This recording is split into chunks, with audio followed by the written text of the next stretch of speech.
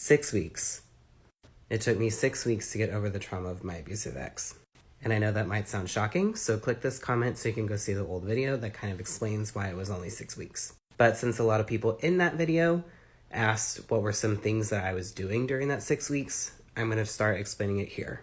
This is probably going to be a multi-part video, but we're going to go ahead and get started with that.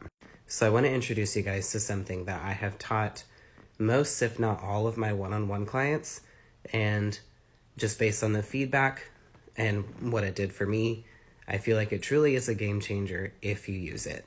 And that is the concept called the wellness wheel. And here is a picture for reference, and this is courtesy of the University of Delaware, because that's one of my favorite pictures of it.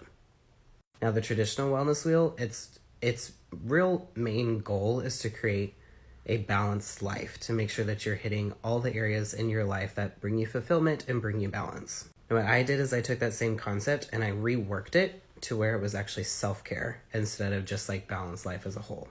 So what does this do? Like, why is this important?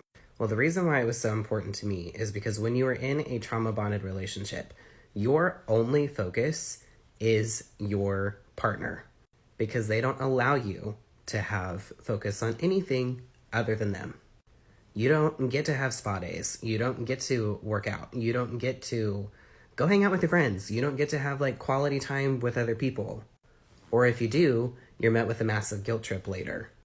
Or maybe they've never said that you can't do any of that, but you just don't have the emotional capacity to do any of that because you're so worried about making sure this relationship is working, walking on eggshells, not wanting to set them off, discerning all the lies. You don't have the emotional capacity to take care of yourself.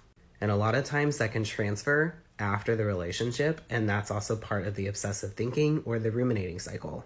So I have no doubt in my mind that when I was working my self-care wellness wheel, that is what broke my obsessive thinking cycle. Because what it does is it helps shift your focus from thinking about them and what's going on with them and the details of the relationship and trying to piece all these things back together and trying to get answers to questions that deep down you're never going to get the answers to. And it helps retrain your brain to shift that energy and shift that focus back into your own wellness. It's still something that I use today, years later, in grad school, because grad school is almost like an abusive relationship.